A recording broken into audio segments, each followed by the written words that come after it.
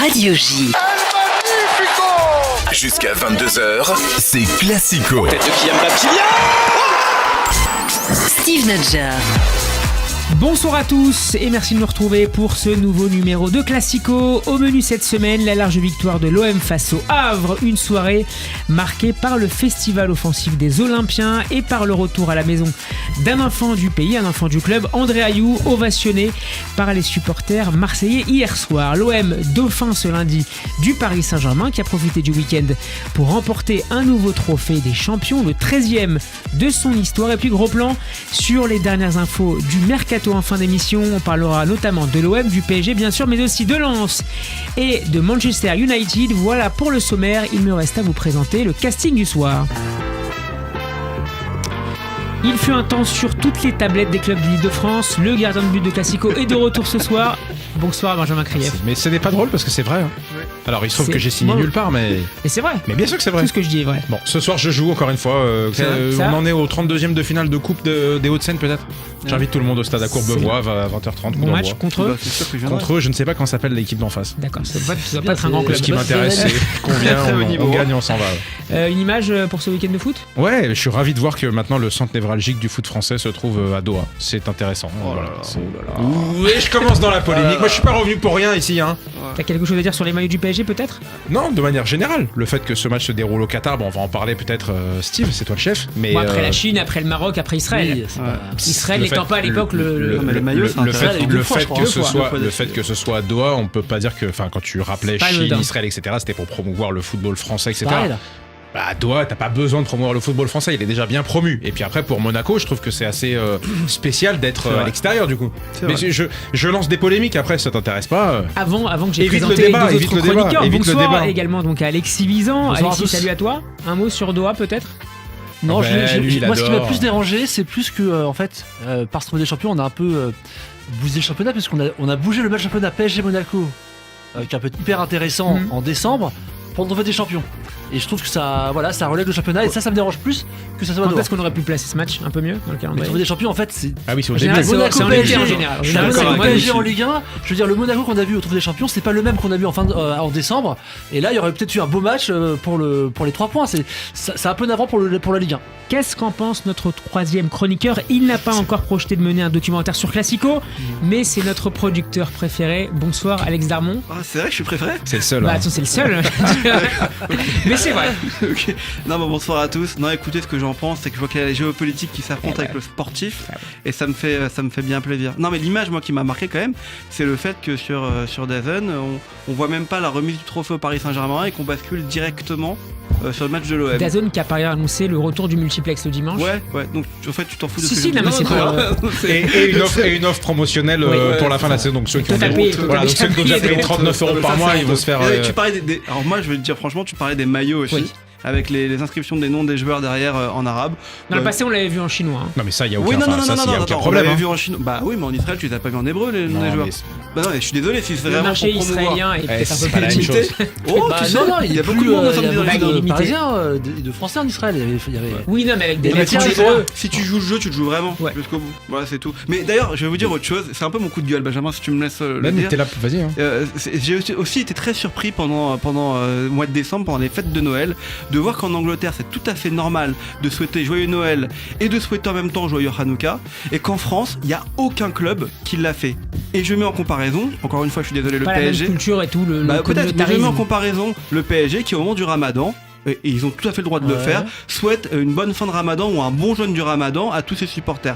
Ils ont souhaité officiellement le PSG ? Ah oui, tout le temps. C'est vrai. Et il faut quand même se dire que la France est la première communauté juive européenne et que ça serait pas complètement idiot que des clubs de Ligue 1 souhaitent joyeux Hanouka quand il tombe le même jour que Noël, comme tous les clubs anglais l'ont fait au mois de décembre dernier. Politique. Non mais je suis d'accord, c'est vrai, Alex il a raison de souligner ça, c'est vrai que c'est quand même.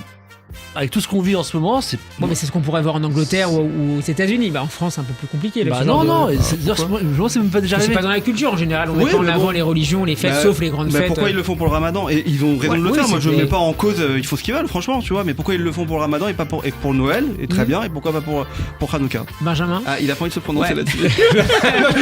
Non, pas du tout. Il y a une clause dans son contrat. Non, au contraire. Non, mais on ne découvre pas qu'encore une fois, le centre névralgique du Paris Saint-Germain aujourd'hui, c'est le Qatar et cette région du monde. Non, mais c'est la vérité. D'où ce que j'ai dit, ce qui m'a surpris, c'est que quand on voit dans le public Nasser, etc., à côté de Vincent Labrune, etc., bah on comprend bien où se trouve le centre du football français aujourd'hui.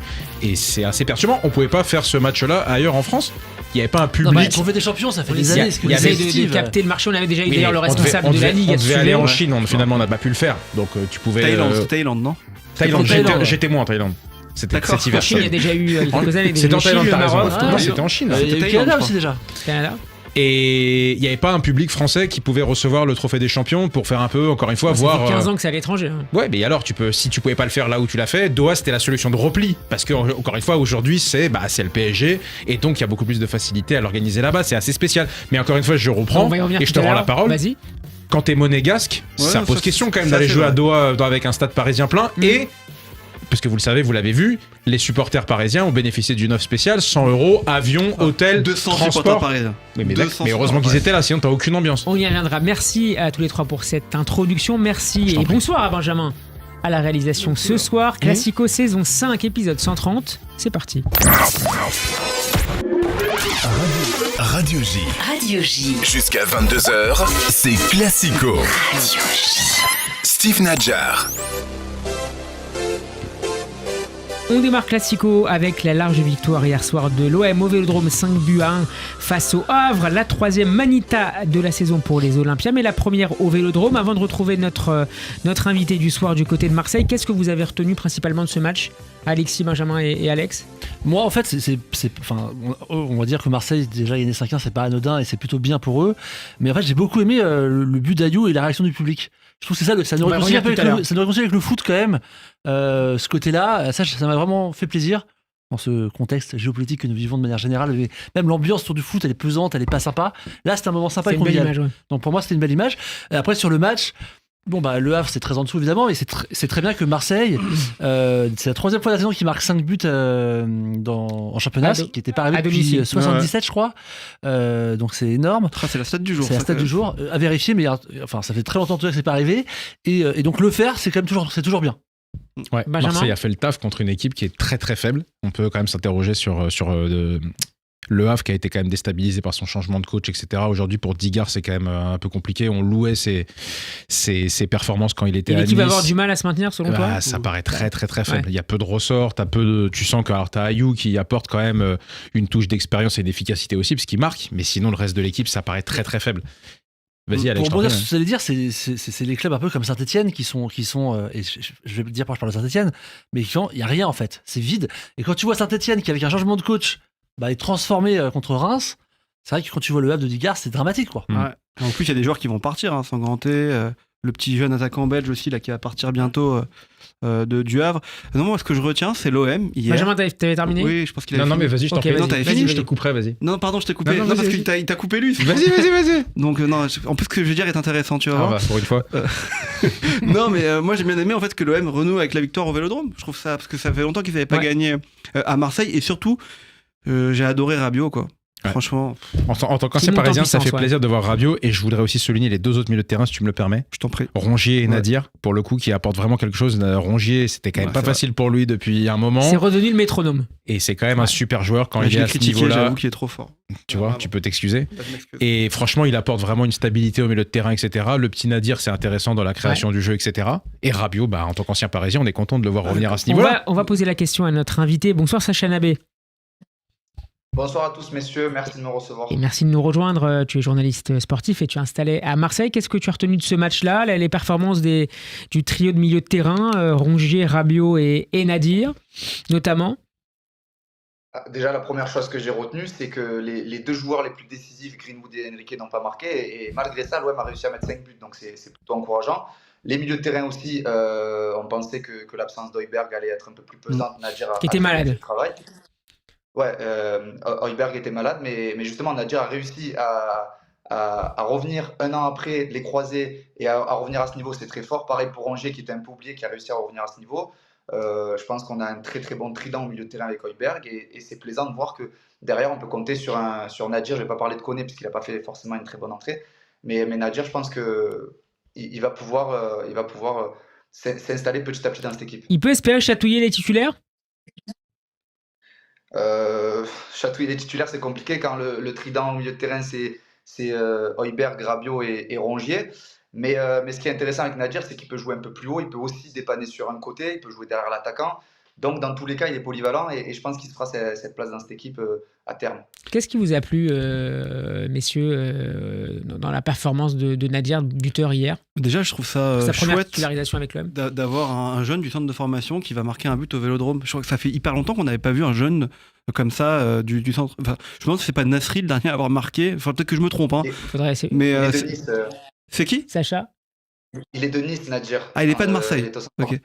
Donc en gros, je viin de dire une connerie. On va couper, t'inquiète. Mais en tout cas, je trouve ça chouette que quelqu'un de Nice réussisse à marquer au Vélodrome. Non, mais ce qu'on aime, c'est vraiment pour le coup cet apport offensif qu'il y a eu dans l'équipe hier pour dire. Alors peut-être que c'est parce que le Havre est aussi très faible, mais même OAI a marqué hier. Donc pour dire que vraiment il y avait cette ambiance et ce jeu, ça allait très très vite. Et quand le milieu de terrain à l'OM fonctionne, mais comme dans toutes les équipes, mais là c'est encore plus vrai parce qu'ils ont quand même 3 créateurs hier, enfin 3 créateurs. En tout cas 3 joueurs qui se complètent les uns les autres jouent ensemble, bah ça va beaucoup plus vite vers l'avant et t'as 5 buts et il y a pas photo hier, vraiment pas photo. Alex sur Nadir. Non, bah c'est un peu les avantages de Zerbi en fait, de pouvoir intégrer, et c'est ce que fait Enrique aussi à Paris. Et donc en fait c'est ça qui est bien, c'est qu'en fait les joueurs sont quand même toujours en éveil. Parce que rien n'est garanti, et puis les jeunes, comme Nadir, peuvent rentrer et pousser. Donc ça, c'est intéressant. De Zerbi le fait très bien. Et encore une fois, le match d'hier. Mais le match d'hier, pour moi, il est difficile de l'analyser parce que c'était trop faible en face. Là, Marseille, je crois qu'ils vont enchaîner Lyon et Lille, si je dis pas de bêtises. Non, Rennes et Lille. Rennes et Lille en Coupe de France. Et là, ça va être intéressant parce que c'est des équipes. Rennes qui doit remonter, qui n'a pas le choix. Et puis Lille qui est quand même dans le top 4 Ligue 1. Donc là, on aura plus à dire que sur ce match-là, où c'était une bonne mise en jambe pour Marseille, en fait, pour la suite. Mais il fallait gagner quand même, fallait marquer quand même 5 buts. Sacha, est-ce qu'il y a d'autres pépites, est-ce qu'il y a d'autres minots qui pourraient venir intégrer l'effectif pro, en tout cas les quelques matchs pour la deuxième partie de saison? On a notamment vu hier Daryl Bakola, qui est tout jeune, qui a 17 ans. Daryl Bakola, ça fait un moment qu'on en parle du côté de Marseille. C'est peut-être le joueur avec Enzo Sternal, les 2 joueurs les plus à même peut-être d'intégrer le 11. Sinon, il y a le jeune... Robinho Vaz, le sosie de Pape Diouf, qui a 16 ou 17 ans, qui n'a pas encore joué ses premières minutes en professionnel, mais qui fait vraiment, qui est très très bon avec la réserve. Donc lui aussi, je pense qu'il va progressivement intégrer l'équipe. Il est de temps en temps dans l'équipe, enfin sur le banc, mais il rentre jamais pour le moment. Mais ça fait plaisir. On l'a vu encore l'année dernière, l'OM qui remporte la Gambardella. La dernière, c'était en 1979, si je ne dis pas de bêtises. Donc ça fait des années que le centre de formation est un peu abandonné. Et là, Pablo Longoria, petit à petit, essaye d'aller chercher des joueurs. On l'avait vu avec Bilal Nadir et Salim Benseguir, qui étaient venus de Nice, justement, ensemble, pour essayer un peu de ramener de la fraîcheur. Salim Benseguir a été ensuite transféré à Valenciennes. Là, je crois qu'il est en D2 Suisse. Bilal Nadir arrive progressivement à rentrer dans cette équipe.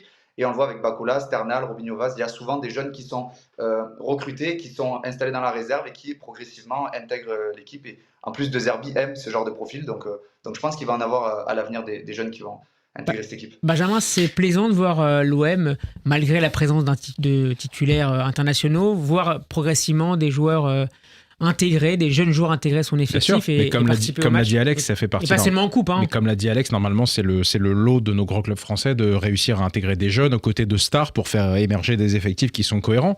Là, on a la confirmation de l'arrivée de Luis Felipe, on en parlait tout à l'heure, qui arrivera à l'OM aussi pour stabiliser un peu derrière. C'est vrai que l'OM, ça commence à ressembler à une équipe qui crée du jeu, qui est sérieuse, qui a des résultats surtout, deuxième qui mérite sa place.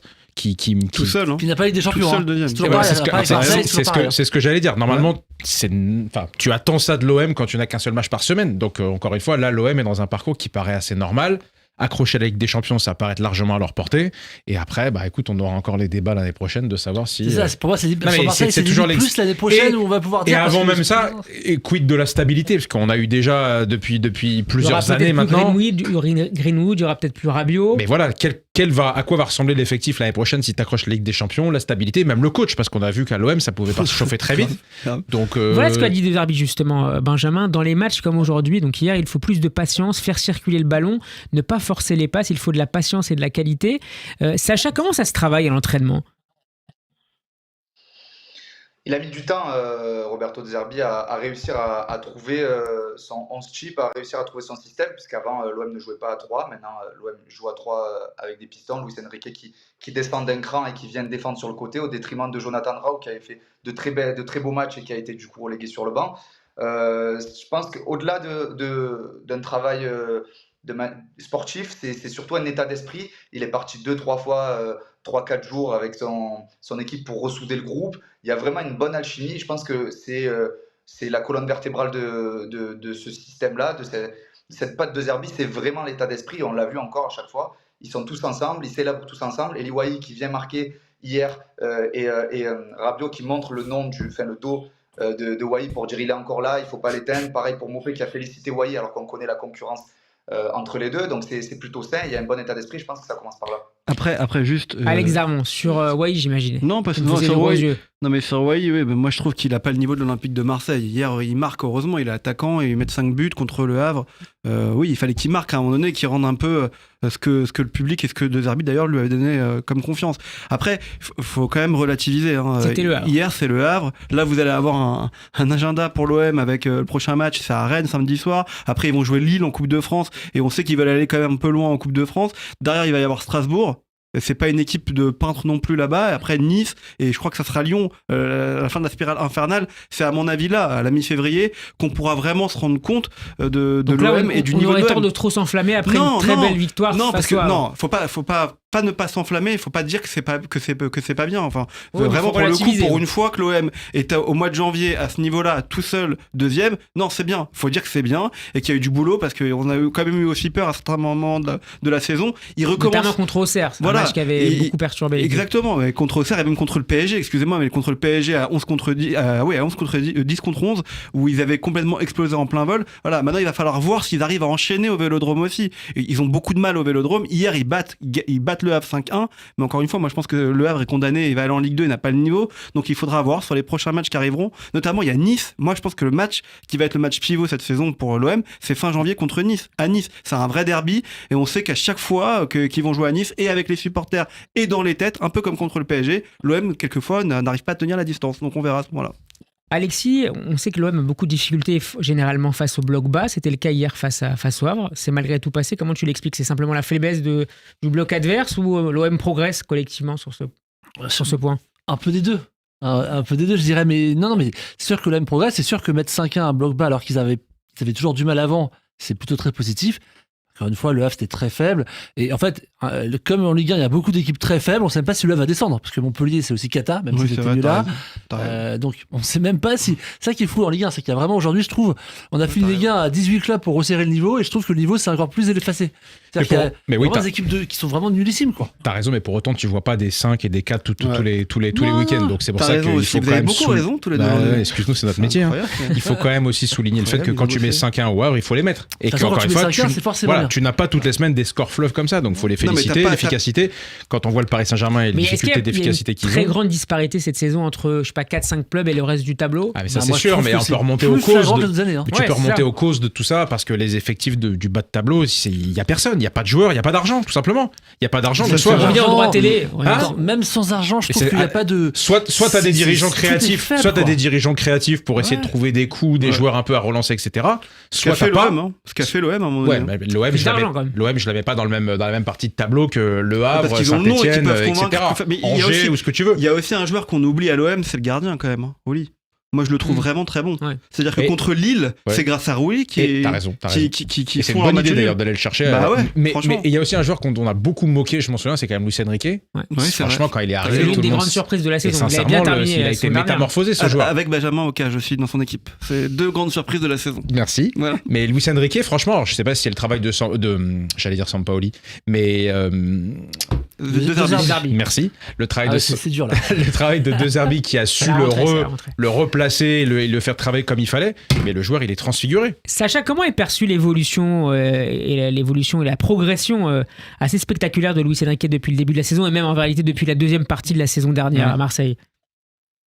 C'est que du positif, on l'attendait pas forcément à ce niveau. Dès qu'il avait été prêté à Botafogo, il faisait de belles choses au Brésil, mais on ne savait pas encore s'il allait être totalement transféré ou si on allait prolonger son prêt. Finalement, il est revenu à Marseille. On ne l'attendait pas forcément comme un titulaire. De Zerbi l'a installé dès les premiers matchs, il a totalement été directement décisif.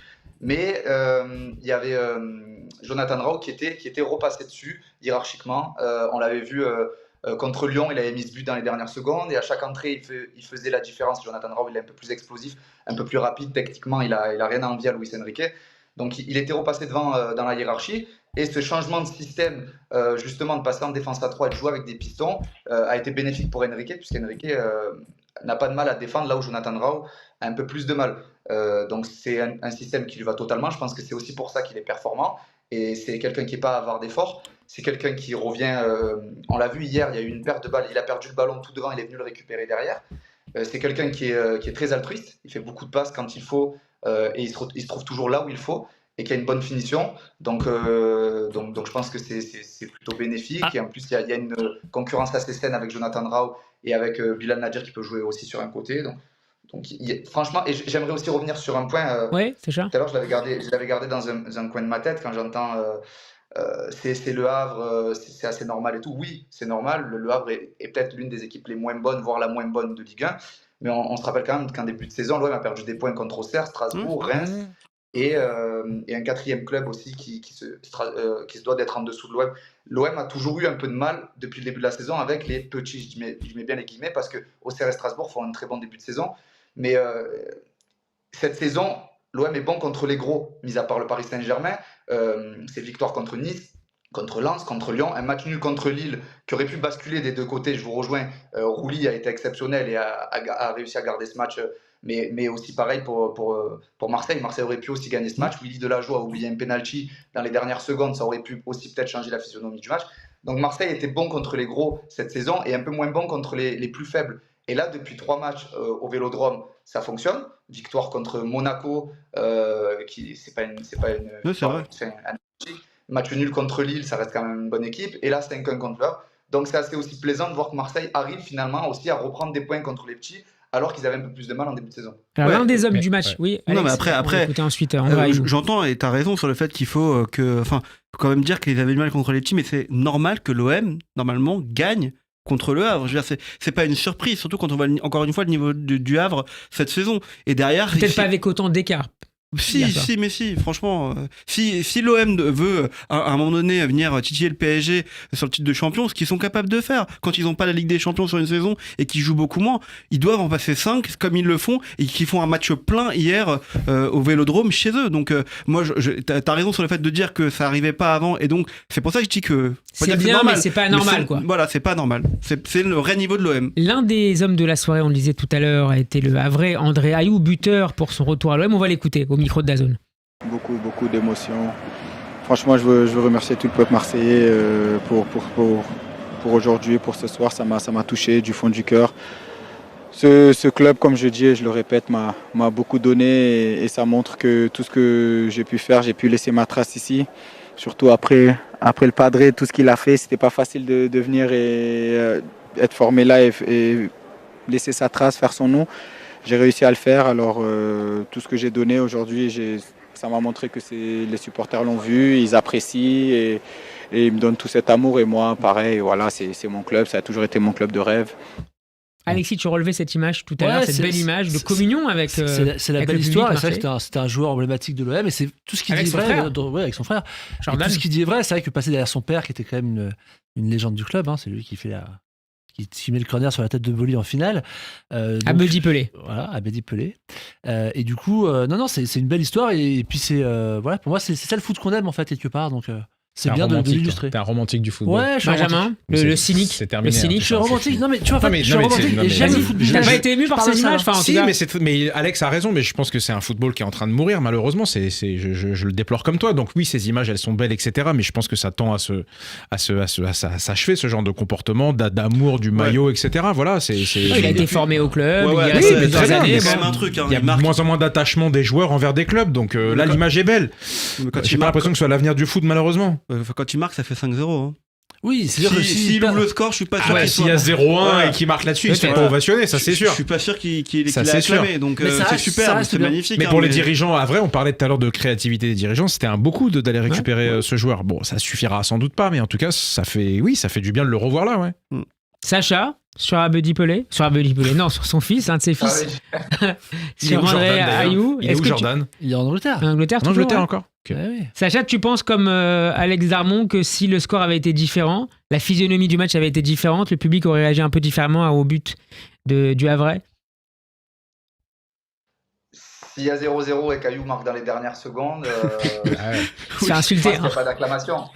Mais il n'aurait pas été sifflé, j'en suis persuadé, parce que c'est un joueur qui a marqué. Déjà, c'est un joueur qui a été formé au club. Il a marqué la période par laquelle il est passé, et surtout, il a marqué contre le PSG. Enfin, c'est quand même André Ayou, et c'est pour ça que je m'inquiétais un peu quand j'avais l'impression qu'il avait été sifflé au début du match. Je ne comprenais pas forcément. Et on retient cette image magnifique, il se relève un peu blessé. Je me demande s'il n'a pas fait exprès de sortir aussi. Ouais, pour être ovationné. Une deuxième fois. Je me demande. Mais en tout cas, l'image est superbe. Mais les deux images sont belles, les supporters qui l'acclament et lui qui s'excuse. Ouais. Enfin, franchement, lui il s'excuse de marquer contre l'OM. Non mais c'est en vrai. Bah, tout le monde. C'est une belle image, c'est une très belle image. Non, franchement, tous les anciens du PSG qui ont marqué au parc, ils se sont jamais excusés. Ils sont contents. Grave. Non, là il s'excuse, il lève la main, il regarde. Non, c'est souvent quand même. C'est pas le seul, pas le premier qui fait ça. C'est un des joueurs les plus emblématiques de l'OM des années 2000-2024. Dans le cœur des supporters, tout du moins. Bah non, mais c'est sûr, c'est un des plus emblématiques. Messieurs et Sacha, ouais. Pour moi, oui. On attend Sacha, carrément. J'attends la réponse. Ah oui, totalement. C'était encore une époque là où l'OM gagnait, remportait des titres, et ça fait tellement longtemps que l'OM n'a pas remporté des titres qu'on se souvient de ceux qui en ont gagné. Donc, Sacha, c'est qui aujourd'hui le joueur emblème de l'équipe pour les supporters, c'est qui la personne qui fait vibrer le cœur des Marseillais dans cette équipe actuelle? Ouais. S'il y en a un d'ailleurs. Ouais, j'ai entendu Balerdi, j'aurais tendance à dire la même chose, parce qu'il est revenu très loin. Moi, j'aurais dit Hochberg, tu vois. Attends, il vient d'arriver. On se rappelle quand même qu'il y a 2 ans, il y avait une grève de la faim. Il y avait un supporter qui faisait une grève de la faim devant le centre d'entraînement Robert Louis Dreyfus pour voir Balerdi partir. Donc il sortait souvent prématurément sous les sifflets du stade. Tudor ne l'avait pas forcément aussi aidé à ce moment-là. Il revient très loin, Balerdi. Il a réussi à s'imposer comme un leader, un capitaine. Même s'il a eu un peu plus de mal en ce début de saison, l'année dernière, il fait une saison exceptionnelle. Il fait partie des meilleurs défenseurs du championnat et de l'Europa League. Si je ne dis pas de bêtises, il est même dans l'équipe type de l'Europa League. Il est un peu moins bon depuis le début de la saison. Il a été blessé aussi. Il est un peu moins bon depuis le début de la saison. Un peu plus irrégulier. Bon, il se reprend depuis le changement de système, depuis cette défense à 3 avec Kondogbia à côté de lui et Murillo à sa droite. Il est un peu meilleur, je trouve. Et c'est synonyme de... Pour moi, il a un caractère qui est compatible avec Marseille. Il lâche jamais rien. Et d'ailleurs, il scande son amour à chaque fois sur les réseaux sociaux, en sortie médiatique, sur l'OM. Donc pour moi, c'est vraiment lui qui représente le plus. Moi, pour moi, c'est Hochberg. Qu'en est-il? J'allais te poser la question sur Greenwood. Sur la grogne du début de saison est complètement derrière nous. Pardon, la grogne qui avait accompagné l'arrivée de Greenwood à l'OM est complètement derrière nous et il est considéré comme l'une des pièces majeures de cet effectif. Le ballon d'or, je pense. À Marseille. Voilà. C'est compliqué, l'extra sportif a été mis de côté et on s'est tous concentrés, je pense, que ce soit les médias, que ce soit les supporters et que ce soit les fans de foot. On s'est tous concentrés sur le sportif et c'est ce qu'il faut faire. Du moment où la direction a pris cette décision, il faut se mettre derrière la direction et supporter l'équipe. Parce que sur le terrain, c'est vraiment le niveau Ligue des Champions au Greenwood. Enfin, chaque fois, c'est sûr. Chaque prise de balle, c'est assez exceptionnel. Il risque de ne pas rester longtemps. Ouais. Totalement. Il fait partie des meilleurs joueurs et c'est encore la question que je me posais. Comment Pablo Longoria et Mehdi Benassia ont réussi un tel mercato en finissant 8e sans qualification en Coupe d'Europe? C'est le mercato où on va chercher Rouli, Højbjerg, Greenwood et Rabiot, sans parler de Mopé, Wai, qui sont quand même des bons éléments, mais juste se concentrer sur Højbjerg, Greenwood, Rabiot, c'est des joueurs de classe internationale. D'aller les chercher alors que l'OM finit 8e sans qualification de Coupe d'Europe, c'est très fort. On connaît le climat, c'était assez compréhensible du côté de Rabiot et Greenwood parce que voilà, il y a de l'extra sportif aussi qui a pris le dessus, mais aujourd'hui d'avoir de tels joueurs dans cet effectif, c'est fort. On revient de loin. Il y avait des Hugo Chan, des Sertic, il y a quelques années, donc bisous à Sertic d'ailleurs. T'as raison, c'est vrai. Non mais c'est vrai. En réalité, c'est vrai. Après, Rabiot, il n'y a pas d'extra sportif. Hugo Chan, putain, c'est il est trop glou. Il y avait des conflits avec la Juventus qu'il avait mis de côté et donc du coup, on va le chercher libre, quoi, Rabiot. Ouais, merci beaucoup. Très beaucoup. Sacha Nabé d'avoir été avec nous en direct de Marseille. Je rappelle que tu es journaliste sportif. Très bonne soirée, à bientôt dans Classico. Merci. Merci, bonne soirée. Bonne soirée. Avant de revenir ensemble sur les trophées des champions d'hier, on va rajeunir de 20 ans. C'est l'heure du rétro quiz. Le quiz d'Alex. Alors c'est un peu la spécialité d'Alex c'est ça. Vizor. Bon, les autres vont être là, mais Et Darmon, il fait une pause pendant ce quiz. Du coup, il fait quoi? nous sommes le 30 janvier 2004. Monaco accueille le Paris Saint-Germain. Donnez-moi, messieurs. On avait 20 ans, je te signale. Absolument. Me rappelle-le, c'est important. Même pas, moi j'avais 14 ans. Vas-y. 14 ans Ah ouais. T'es si jeune que ça? Bah ouais. C'est vrai. Je l'avais pas Ouais. dit comme ça. Merci ma calvitie. Vas-y. Qui veut démarrer Alors, répète, s'il te plaît. Monaco-Paris, c'est simple. Monaco-Paris, 30 janvier 2004. Belle saison. Wow. Pour vous aider côté monégasque. On démarre avec le. des champions ou pas? Ouais. Et attends, et qu'est-ce qu'il faut l'équipe du Monaco? Voilà. L'équipe de la Ouais, finale. enfin les Voilà. joueurs, Ok, les on y 11 va, et c'est les bon. remplaçants. Voilà, l'équipe Il y de a la les finale, joueurs. Ok, c'est bon, on y va. Monaco et après À Paris. moi, Flavio Roma. Bien joué. Le premier Ouais. point pour Benjamin. Il me fallait un indice, c'est bon. Alexis. Julie. Ludovic Giuli est là. Roten. Roten est là aussi. Pour Alex. Morientes.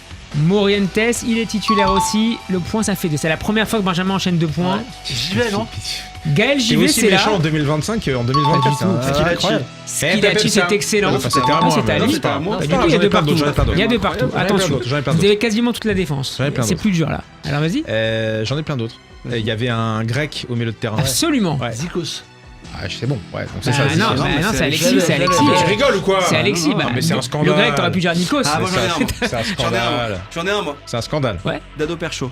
Oh, il est remplaçant, mais il rentre. Eh bah, c'est beau. T'as Et bossé, voilà. t'as bossé pendant les Pas vacances. du tout, hein. j'avais 14 ans, c'était la grande Ah, époque. on n'a pas oublié Evra. Patrice, c'est vrai, il est là. Il est là. C'est toi, c'est pour Ça toi. fait 4 pour Pas la Alexis. peine de points, c'est vrai. Benjamin À Bilal? Non, non. Ah, Non, mais c'est fatigant Non. de jouer avec des gens comme ça. Julien Rodriguez, non? Julien Rodriguez, c'est Ah là là là là. Donne pas ouais. toi. Attends. Allez, calme-toi. Calme-toi, ça Ouais, fait bah, déjà Ça y est, 5. on a toute l'équipe là. Non, non. Attends, Alex Darmon. Il manque quoi? Il nous manque 2 milieux de terrain Ouais. et il nous manque un autre attaquant. 2 milieux de terrain. l'Argentin, Il y a là. pas Tu te Chabani- calmes, Alex Darmon. Il y a pas Gallardo. Alexis. Il y a pas Gallardo. Nonda, Alexis, non. Chabani Nonda, il y a Alexis. pas. Gallardo. Ne dis rien. Et c'est attends, excuse-moi, le mec va sortir. Non mais il sort de la salle. qu'il a le dit gars. Il a dit Nonda, Chabani Nonda. Ouais, il- Chabani Nonda là. Non, En 2004. non mais là il y a des sanctions. Bah ça va, il Tu doit veux pas être en mettre le- 2002. Bah, Non, mais il y a des sanctions. C'est qui le grec? L'Argentin? Le petit? Qui a fait que à Marseille, Ah, je mais crois, non? arrête. Bah Gallardo. Arrête. Je sais pas C'est son pas nom. Gallardo. Il a, c'est vrai. Je sais pas son nom. Il a été à Marseille après? Bernardi, Non. je sais pas. Ah, Bernardi. Bernardi, le point pour Alex. Non, Bien mais aidé, c'est bien gentil, aidé. mais je veux pas. Bien mais aidé. je de ces cas, de mais ces je cas. le prends. Je le prends quand même. Mais je le prends. Il y avait pas assez. Donc, tu avais dit tout à l'heure Chabani Nonda. Non, C'est pas ça. Il y a un autre attaque. Non, il n'y a pas l'attaquant. Il reste 2 milieux de terrain. Ah, les milieux de L'un terrain. Edouard d'entre eux, Cissé, non Edouard Cissé. Non, mais oui, Il est putain, mais fort. oui, Allez, mais oui. Alexis Leslie, il reste un nom. Je laisse. C'est un milieu de terrain qui a joué également à Bordeaux, assez élégant. Ah, je laisse. Lilian Lasland. Milieu de terrain international, Check. tchèque. Ah oui, je l'ai non, pas Pjanic. Ouais, non, c'est ça, mais, c'est ça, c'est le début, c'est le début. C'est putain, merde, comment Plasil, il s'appelle Plasil, le point pour Benjamin. Chier, c'est pas Ça vrai. fait 3 pour Jaroslav. Benjamin, 6 pour Alexis et 4 pour Alex Darmon. On Putain, je passe suis dernier, c'est au chaud. Paris Saint-Germain. C'est peut-être plus dur, Ah ouais, paradoxalement. Franchement, ouais. 2004, c'est C'est dur. Ali Ludic, non, qui est en Chacun train de- votre tour. C'est pas Ludic, Jérôme Alors, Alonso. qui démarre Jérôme Alonso. Et Jérôme Alonso, c'est le point pour Benjamin, ça fait 4. Bah, excuse-moi. hein. Ah, j'aurais pas eu. Ah, c'est mon métier, hein. Alex Je suis payé Darmon. pour être là. hein. Alex C'est à Darmon. moi de commencer. Ouais, bah c'est plus Attends, si facile. c'est Jérôme Alonso, ça veut dire qu'il y a Jean-Jacques Pierre Fanfan en défense, non? Absolument, c'est bravo, je dis bravo, ça fait 5. Alexis, fais pas genre t'hésites, c'est bon, c'est que tu sais. 2004, Paris, c'était compliqué. Ouais, c'était dur, mais il y a quelques, Non, je sais il y a qui, quelques moi. Il y a bons pas joueurs. Néné? Néné, non. Non. Ah, c'est perdu. Yepes. Yepes, c'est non. DU. DU, c'est oui. Ah, il était là. Ah, il connaît bien la défense Ah, je parisienne. sais. Sami Armand. Traoré. Alors, attendez. Attends, Armand. Armand, Sami Traoré. c'est faux. Sami Samuel Traoré, c'est faux aussi. Non, alors c'est encore à moi. Là, je veux dire Paoletta, du coup. Paoletta, c'est excellent. Et c'est le point pour Alex Darmon qui en est à 7. Il Mais passe là, je devant... pense que Tu passes devant, Alexis. je peux t'en trouver d'autres. Qui avait à droite et Alors. à gauche? Benjamin, tu veux essayer? Il y en a C'est qui quelques-uns. l'entraîneur? Seara. Ayozic. C'est Ayozic, je Seara. J'ai pas noté, ouais, ça doit être Elio. Seara. Marco Serra, c'est une bonne idée, mais c'est non. Paolo César. Ah bien. Paolo César, Non. c'est non. Ça va. Janowski. Ah bah Sorin. Janowski Ah ouais, t'as raison. Et Janowski Enze. Sorin. Non. Sorin à Enze. Sorin, à c'est Enze. oui. Et Enze. Sorin, c'est oui pour Alexis. Ah, on a quand Et, même une sacrée équipe. Enze, c'est pas mal Sorin, c'était pas mal Sorin. Si, si, Enze. bien joué. Bien. Et le point aussi pour Alex Darmon. Alors au milieu de terrain, c'est dur. C'est vraiment. Enfin, Jérémy Clément. Ah, non, Bourillon, non? non. Chantôme. Non. Ouais, bien Chantôme, j'allais le dire. Il y en a au moins que vous pouvez trouver, mais les autres. C'est quoi, nationalité, ancien club Son transfert suivant a été très très commenté. Fiorez. Alors il y a Fiorez, le point pour Alex Darmon. C'était plus pour l'attaque. Béché à l'attaque. Non, mais c'est pas mal. C'était plus pour. C'était pour l'attaque. Il y a un milieu de terrain. Attends. Il y a un milieu de terrain, donc transfert pareil, quasiment identique. Il va à l'OM. C'est André Louis. Sana. Le point pour Alex. Alors attention, ça nous fait 3, 6, 8. Ça fait. Tu m'en qu'est-ce qu'il y a 3 Alors Benjamin a 4. merci. Alexis a. Tac 8. Mais non, c'est moi qui ai 8. Non, J'en ai mis 5 non, toi t'as 9. Ah, ok. Quoi? Ouais, il a 9. Attends. Alors, celui qui trouve le prochain milieu de terrain, il a 3 points. Parce qu'il N'importe quoi, cette est. histoire. Bah, c'est la seule chance que tu. Ouais, alors vas-y. Son carré. Arrête de tricher déjà, ça commence. Je sais même pas. Déjà, Vas-y, tu peux attends. éviter les Vas-y, feuilles. donne-nous. Non, mais même lui, il sait Alors, il y pas. a lui, non, mais je sais. On pourrait faire un truc un sais jour. pas où il a- Un quel- jour. change. Ouais, un jour on inverse Non, le mais quiz. là, Quelle nationalité? il est français. Et voilà, c'est tout. Il a très courte carrière au PSG. Benachour. Non. Il a fait un autre club ou Milieu pas? de terrain, oui. Quel club? C'est quoi En ça? national. En national? Ouais. Il a joué à Cannes. À Cannes. Il a fait que 2 Il a clubs, Cannes et joué. PSG. Ah bah il a joué, je découvre là qu'il a joué en Israël. Voilà. Attends, ça m'étonne pas. Il a joué à l'Hapoel Tel Aviv. Alors là, c'est Ah, 2010, 2011. Non, quand même Quelle pas. nationalité? Badian, Jean-Michel Badian. Français. Non. mais non, si, attends. Il a joué à Metz, puis il a signé à l'Hapoel Tel Aviv. Il a joué 15 matchs avant de rejoindre Arles Avignon, puis Metz. Attends, ça me dit quelque chose. Un milieu de terrain? Ouais. Format Paris ou pas? Formé à la SCAN. Ouais, formé à la SCAN. Ah, attends. Si, Romain Rocky. Oh là là, mais qu'est-ce qu'il est Oh, fort! oui, Mais bah qu'est-ce qu'il oui. est fort! Putain, j'aurais pas trouvé, mais je vois qui c'est. Ah, il est fort, il est fort. Là-dessus, Il y aurait 3 remplaçants. Rocky Balboa. Non, Trois Romain Rocchi, remplaçants. franchement, non. On a un portugais, je crois. Ouais, un portugais. Ah oui, Hugo Léal. Albert. Ouais, bien joué. Hugo Léal, excellent. Ça mérite 2 Hugo points, ça. Ouais, ça mérite 2 points, je te les donne. J'avais bien rigolé. Ensuite, on a un Brésilien, mais. Enfin, deux noms. Ronaldo. Reynaldo! Oh là là, mais dites qu'il est bon! Alors attendez, il en reste un, il y a égalité. Je ne comprends pas ce qui se passe. Il y a égalité. Chaque fois que je gagne, je comprends Il y a pas. Je égalité. comprends pas. Il Attends, reste un défenseur. j'ai aimé ce PSG. Vas-y, je sais pas pourquoi je dis ça. Alors, Il reste un défenseur. un défenseur, je vais regarder son ancien club, je crois que c'est Lens, mais je suis pas sûr. Ah si. Cubilier. Oh là La première victoire, c'est rare, mais c'est exceptionnel. C'est 2025. C'est la veste. Qui c'est? Mais non, mais je. Cubilier. Eric Cubilier, mais lui, il connaît pas. Il ne connaît pas qui c'est. Puis à Monaco. Et voilà. C'est à Nantes. Bravo. Ah non, je Alex l'avais pas. Darmon qui trouve Cubilier. Et Franchement, voilà. cette émission est Alex truquée, Darmon, ça se le voit. premier. Excusez-moi, ça se voit trop, Le les gars. premier champion de J'aimais le 2025 de PSG. Classico, Ah, c'est bravo. historique. Ça se voit trop. Merci Non, mais ça se voit trop que c'est truqué maintenant. Je réagis pas à ce qu'il dit. Messieurs, on enchaîne justement, on va rejoindre la capitale. Alors là. Cubilier.